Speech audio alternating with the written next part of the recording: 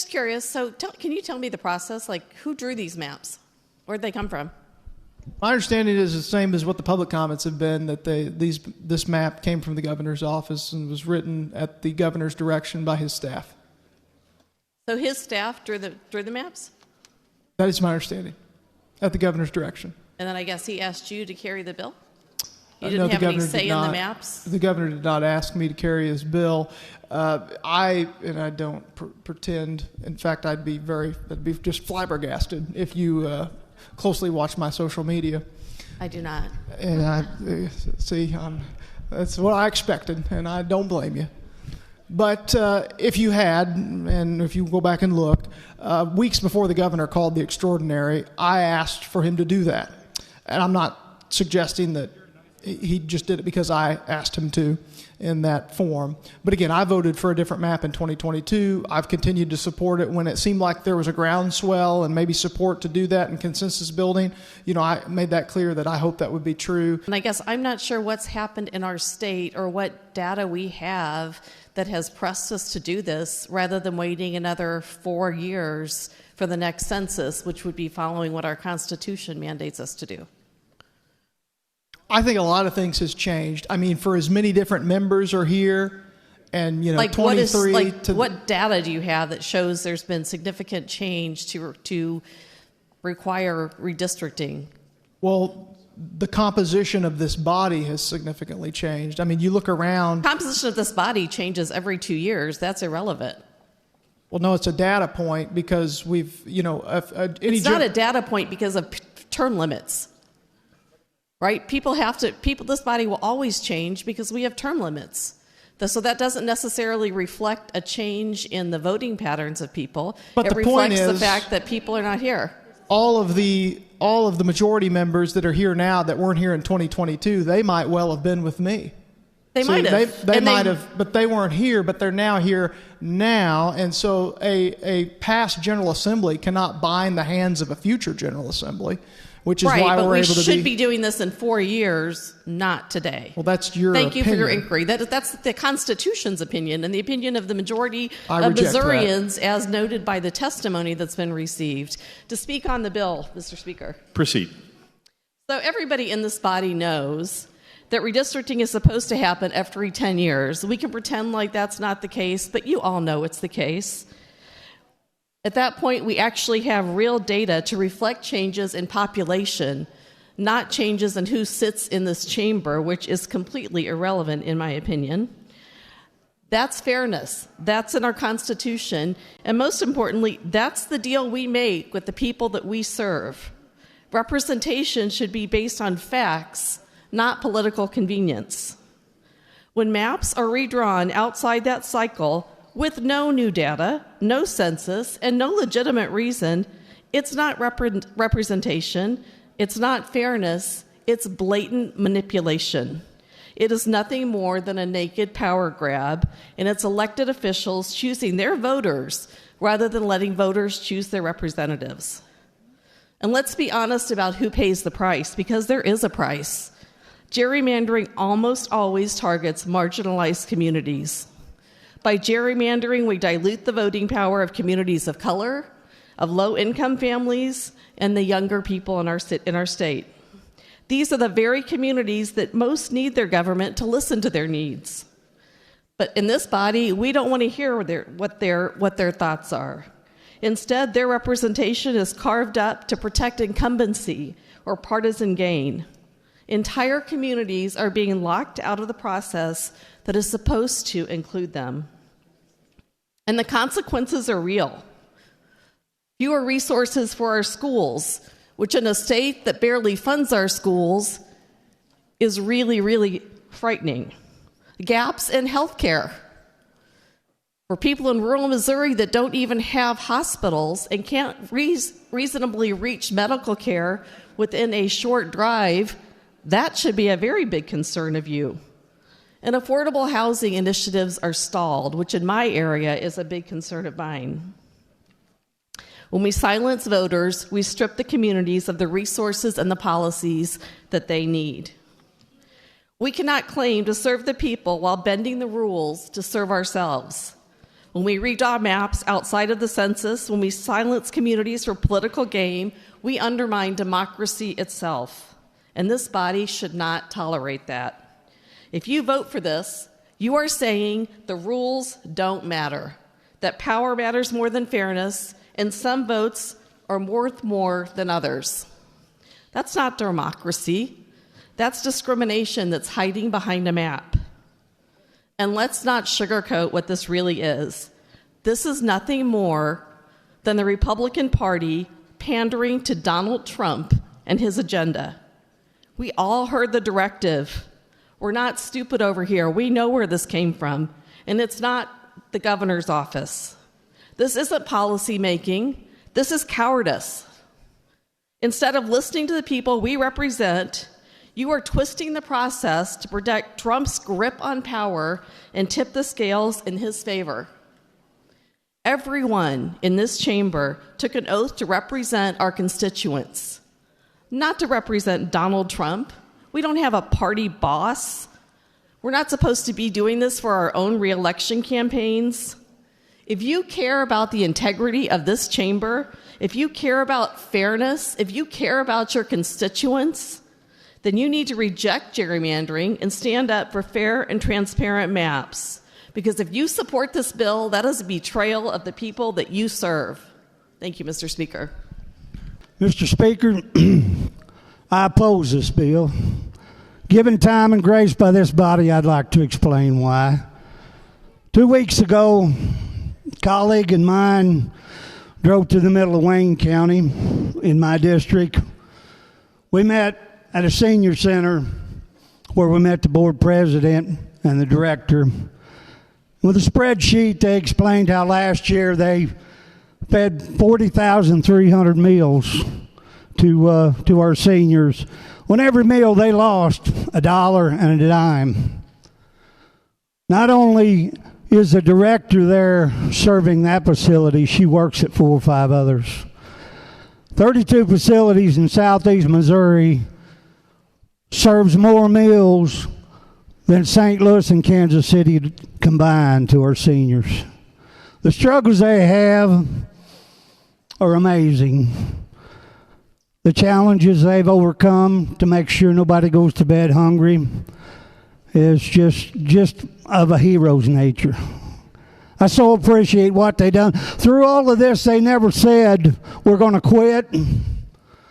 They didn't say, where's it going to come from? They have yard sales. They have benefits to make this happen. What a bunch of heroes. I was fortunate enough this summer to serve on the Tax Reform Committee. Sitting in Kansas City, we sat there and heard public testimony for about 5 hours. One that sticks in my mind is a veteran on crutches that come up. And as he spoke, we literally taxed him out of his home.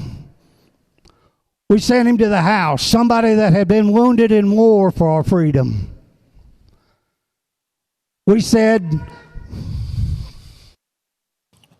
Lady from Jefferson. This is not germane to the conversation. Gentlemen, keep your top comments germane. Proceed. Thank you, Mr. Speaker. I could go on, and I won't. But my point being is, the needs are heavy, the list is long. Our plate is full of things that we need to be doing for the people of this state, and this ain't one of them. I thank you for your time, Mr. Speaker. The irony is that this map is being sold to Missourians under the title Missouri First. But under the leadership of those who now demand this power grab, Missouri has been anything but first.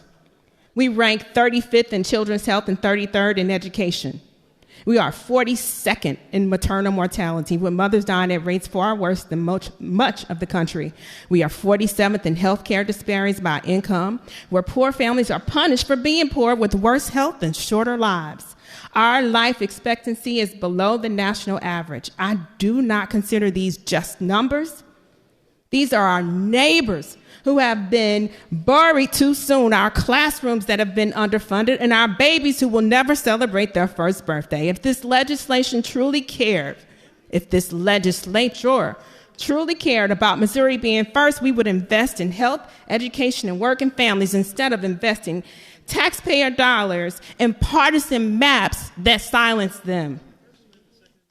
I would be remiss to cite this Missouri First map as only a constitutional violation when it's morally wrong. It is ethically and morally wrong to bow to a dictator when colleagues admit that their votes changed because of a phone call from a president. We're not serving Missouri, we're serving one man, and that is not a democracy, that's submission. And when a party seeks to silence every opposing voice to guarantee that only their candidates are heard, please do not fool yourselves with lies of more stability. That is one-party rule, and one-party rule breeds corruption, arrogance, and decay. I want to address some things that the representative from the Sparks District said on why Trump is doing this, why the governor is doing this. This is all to protect Trump, right? We've got a president who has been convicted liably for rape. We have court testimony in our sex trafficking judiciary where a 12 and 13-year-old girl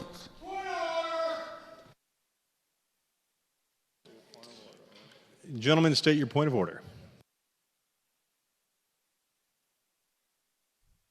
We're debating a map here. If he wants to make this about the garbage he's talking about, that's fine, but this is not germane. Please have him stop. Gentlemen, please keep your comments germane to the topic. Proceed. Thank you, Speaker. As I was saying, we have a president who has done some very, very, very, very bad stuff. In this body, we've pushed policy that gives more rights to the rapist than we do the victim.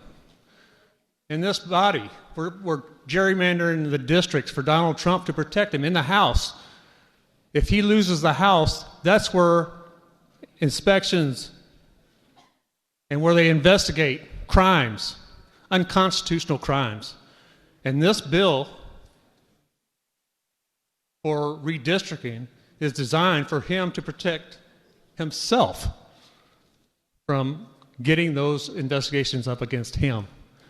And so you may not like it. I mean, you may not like what I have to say.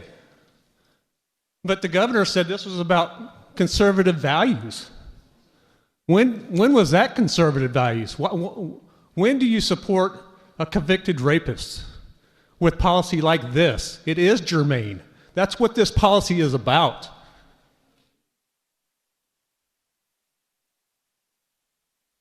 Christian values? What Bible do you all read? I don't get it. I was brought up Christian conservative. I know what the Bible teaches. I don't know what you all read. What are you reading? It's embarrassing. Let me get back to my speech. Protection or values. My friends, the word protection gets thrown around a lot in our politics today. We hear about protecting wealth, protecting power, protecting the status quo, but the real duty of those we elect, our legislators, our leaders, is to protect people, to protect rights, to protect freedom. Our Constitution doesn't just exist to look pretty in a museum. It is a promise to every American, no matter their status, their rights, has rights and cannot be bargained away. The First Amendment protects free speech, not just speech that is popular, not just speech that flatters those in power, but the speech that challenges authority. Authority. You got 111. You have the power, and you need to be challenged. Yet time and time again, we've seen legislators try to criminalize protests, ban books, and silent journalists. And what about due process? The promise that every person is innocent until proven guilty. We're going to have due processes for foreign nationals, it sounds like, from your last policy. Protection is not just rights on a paper. It's about protecting people in their most vulnerable moments, protecting victims of rape by ensuring they have access to justice, not shame, protecting human rights here in the home and abroad, from the migrant to the border to the political prisoners jailed for daring to speak truth, protecting our planet, because without clean air, water, and livable climate, all the wealth of the world would not. Gentlemen, state your point of order.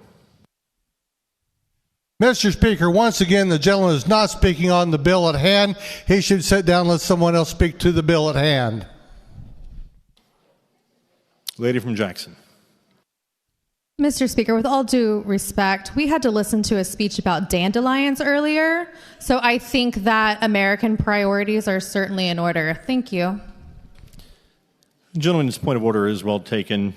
Further discussion, gentleman from St. Louis County. There's one thing that we haven't discussed, and that is the demographic information related to this map change. So before you all push this redrawn map legislation through, I want us to remember the names of those who never got the chance to cast a ballot freely in this country.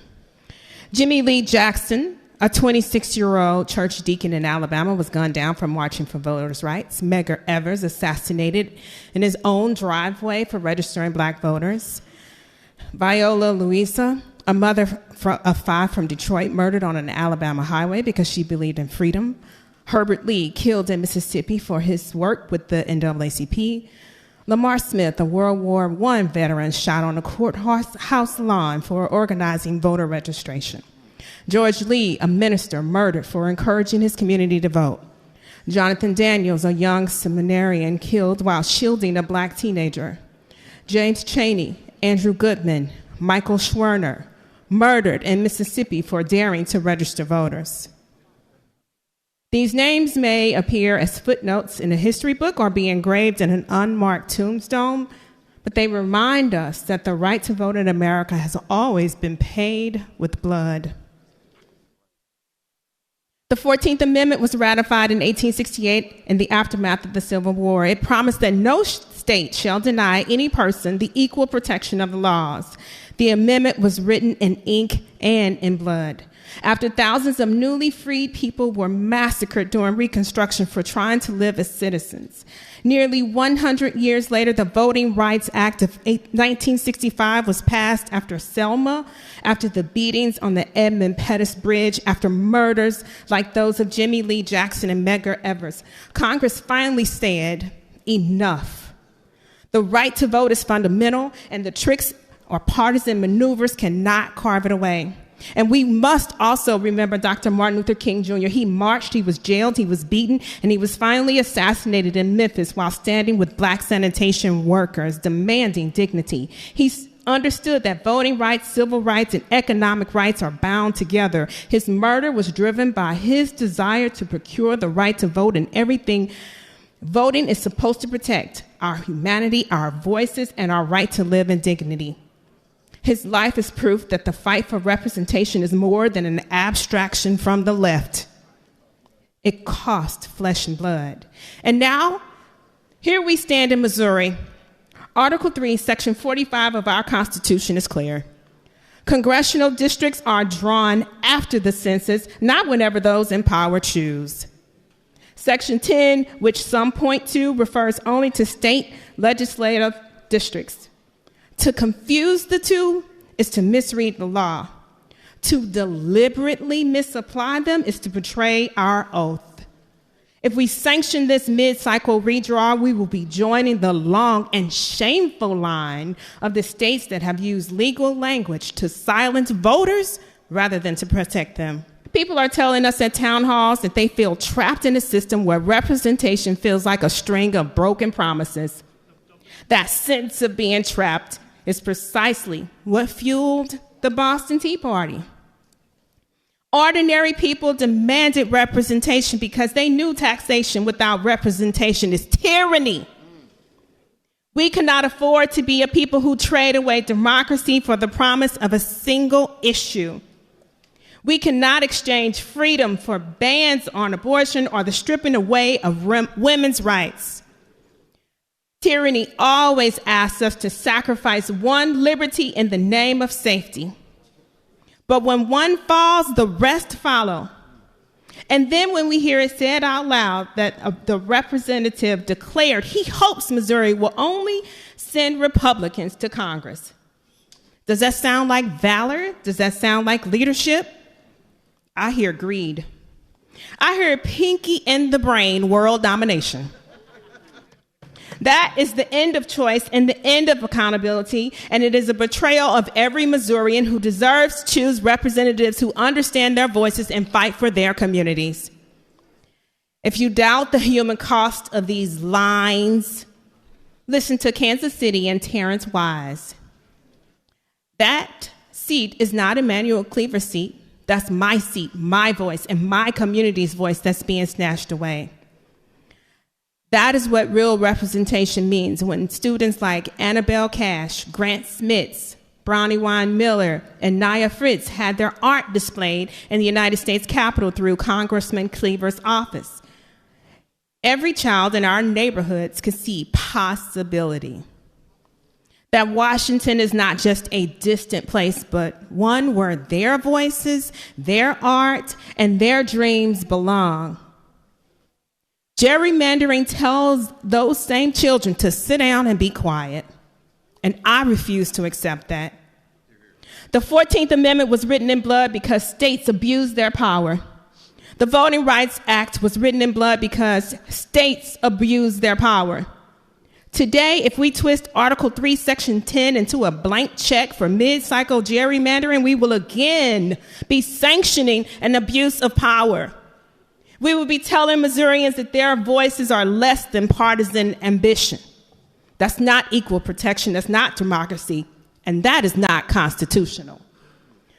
Colleagues, this debate is more than lines on a map. It's about whether we honor the dead who fought for voting rights, whether we protect the living who depend on us for fairness, and whether or not we set an example for the children who are watching.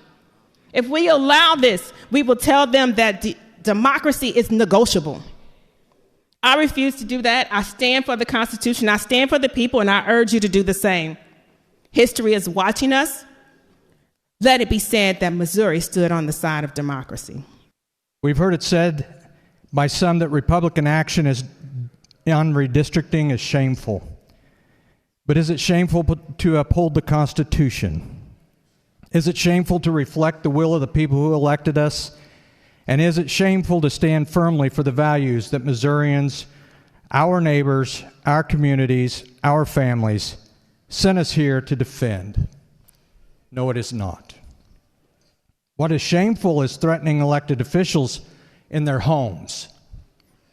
What is shameful is trying to replace persuasion with intimidation or to substitute fear for freedom. That does not strengthen democracy, it undermines it. This type of intimidation only attempts to weaken us, but it has the opposite effect. It only strengthens our resolve, and it reminds us why we stand here, not for ourselves, but for the people of Missouri. The other day, last Saturday, I was talking with my wife, Kana, many of you know, and we were discussing the matter of redistricting. And she began to tell me her thought process and began telling me her story. She said, when people see a dandelion, some see only a field of weeds. And then Kana said to me, when I look at a field of dandelions, when they're white and fluffy and begin to float off, I see a million wishes. That's what I see redistricting, she says. To some, it's nothing but a tangle of lines, disputes, and weeds to pull. But to others, if we choose to see it rightly, it is seeds of opportunity, a field of possibilities. It is not about choking out the future. It is about cultivating it. It's not about division, but about leadership. Not about weeds, but about the dreams of those white, fluffy seeds that can take flight if we choose to see them. President Reagan once said, America is too great for small dreams. Missouri's too strong and her people too resilient to be diminished by threats, fear, or cynical voices of division. So let me close with this. I will not be intimidated by threats. I'll not be silenced by fear, and I will not allow anyone, not in politics, not in faith, to tell me that threats and coercion can ever replace conviction and principle. And so today, with full conviction, I state plainly that I will be supporting this bill, Mr. Speaker, because when I look at our state, I see the possibilities and the dreams of over 6 million Missourians. And lines will never diminish the dreams of a dreamer. I don't know if many of you all have actually come to Kansas City. You may pass through it to go to the airport, go to a ball game, but you've never come to my district. My district has the highway right through the heart of it, all right? Right through the center of it. And when 71, Bruce R. Watkins, named in honor of a local historic black civil rights activist within the city, when it came through our neighborhood, it busted up our black communities. It was a political motivation to separate our minority vote, but also destroy our communities. And upon it destroying our community, now, within my lifetime, 30 years later, we're now trying to reunite our east side of 71 and our west side of 71. This redistricting that is about to take place harms me. It harms me because of the impact that this highway has already done within my community, all right? I used to have grocery stores. I used to have those other options that were available to me and my other community members, but now those things are slowly going away because we have a highway through that. And it makes no sense to continue to segregate and discriminate and promote this type of separation within my community. I won't stand for it. And so therefore I am standing here and I am just letting you know the history behind it. And I have the fire in my belly because this is not right. As we continue to try to bring our community back together, bring our neighborhoods back together, then you go and you take us 30 steps back all over again. Let's do this to your district. Let's do this to where you live. Let's do this to your church. Let's do this to your friends and your family. How about that? No, you don't want that. Mr. Speaker, I'd like to inquire of the gentleman from Jackson, District 23. The gentleman from Jackson, District 23. That's okay. That's all right. I'd like to inquire of... Ma'am, Representative, gentleman from Jackson from District 23? Yeah. Okay, please proceed, lady. Okay, that's okay. I would like to inquire of my colleague from the Price District. Does the representative yield? Yes. Proceed. Thank you, lady. How has this highway impacted your neighborhood? It's tore it apart. First of all, they bulldozed plenty of black neighborhoods to make a traffic way that has caused more deaths. Not just black deaths, white deaths, any deaths. It separated Kansas City even more. And so now the city is trying to come together to connect the east side back to where it was. And so it has impacted us gratefully. Excellent. Thank you so much. You're welcome. Okay. Again, I would like to reiterate to you all that also within this redistricting, it also is redistricting out the white voices that stand in the community. So therefore, you are now just forcing all of our black votes over to one side without giving us the diversity. Okay, without giving the diversity that we once had. Again, Mr. Speaker, I'd like to inquire of the gentleman from the Johnson District. Does the gentleman yield? Yes. Proceed. Okay. Representative, please tell me, how has the 71 impacted your community? Thank you. First of all, anytime that you have highways that are built through minority communities, especially with the intent to destroy them. It is often called racial or economic segregation, urban renewal / slum clearance, or highway-induced displacement. These practices were a common outcome of federal aid on Highway Act of 1956, which did provide federal funding for highway construction and facilitated the demolition of black and low-income communities. So what this does is it's similar to redistricting. Urban renewal is similar. Urban renewal and gerrymandering are similar because they both use the manipulation of geographic areas to consolidate power and disproportionately harm marginalized communities. While gerrymandering and redlining focuses on voter representation, while gerrymander and focuses on that voter representation, the urban renewal focuses on land and housing, but both have historically targeted and disenfranchised black and low-income populations. Excellent, thank you very much. Again, I stand to say that this redistricting at this particular point in time is not in the best interest of my community, economically or health-wise. And as we talk about an economic impact, I beg to differ on the fiscal note.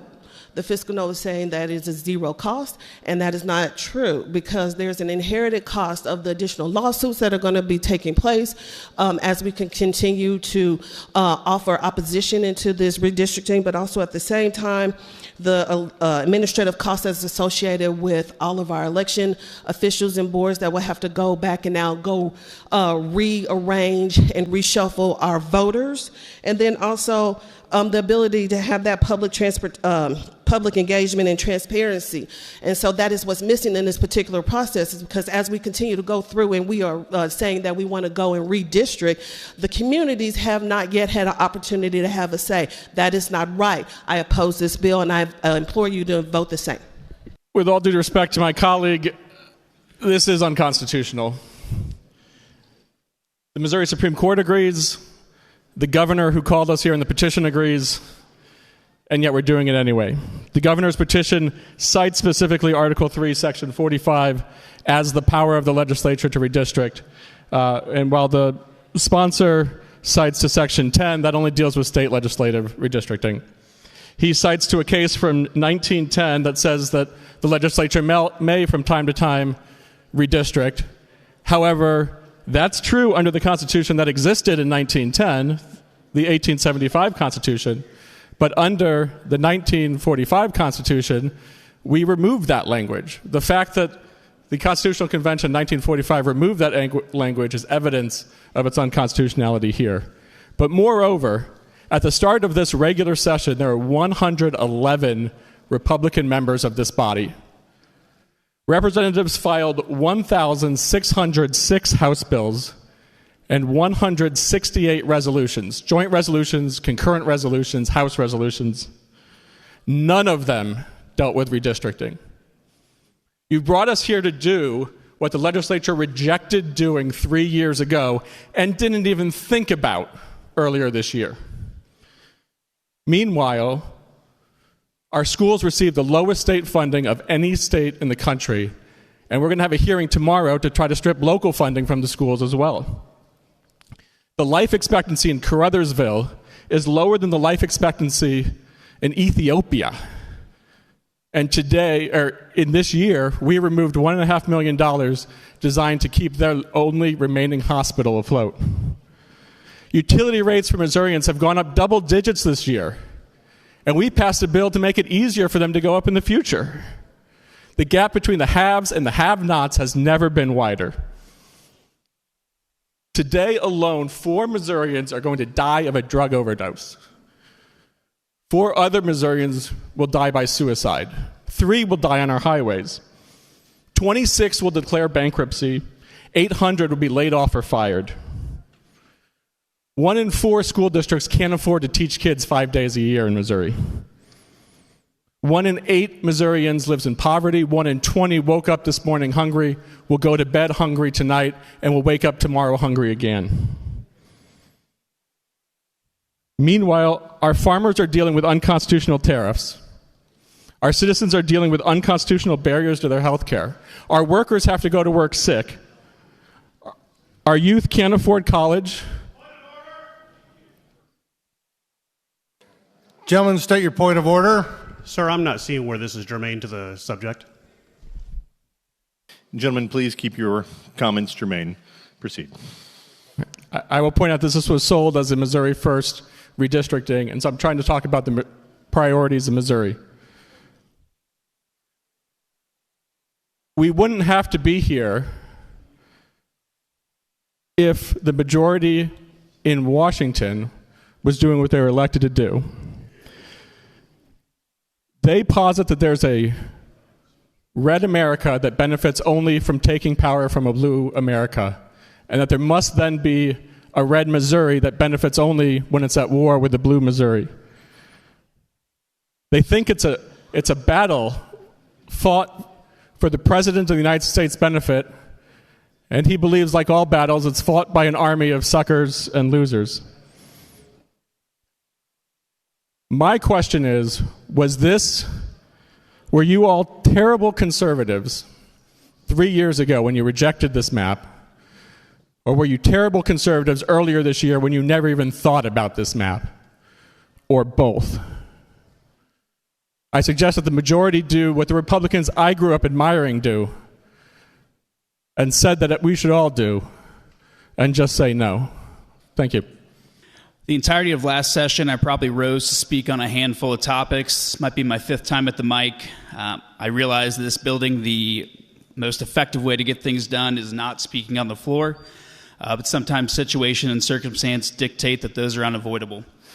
I'm not rising today because I believe that no political party gerrymanders, although I think it should be illegal. There's one party in Congress that has passed gerrymandering reform, independent redistricting. We did that in this state a few years ago.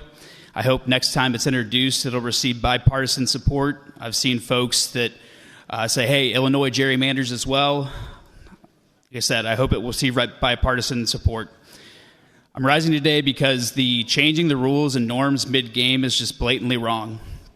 None of us would tolerate that in our kids' sports teams or t-ball games. I don't understand why it's tolerated here for the leaders within this state. The supermajority had the option to have these same maps 2 years ago. I wasn't here, but many of you voted on no on those. That was the opportunity. 2030 is the opportunity. Would I be for it then? Probably not. But I understand the elections have consequences, and those are the rules of the game we all agreed to. We did not agree to change the rules mid-decade to avoid the potential consequences of policies coming home to a roost from Washington, or 2 citizen referendums that were passed by a majority of Missourians last November that we're working to overturn a few months later. Compromise wasn't enough. We needed a total overturn. Now that process is even being put into question and will be eliminated for both parties with the previous bill. Nothing lasts forever in politics. No state or area is forever one way or the other. To think so is incredibly naive and short-sighted. So while I understand that elections have consequences, I also believe that abuse of unchecked power will have consequences as well.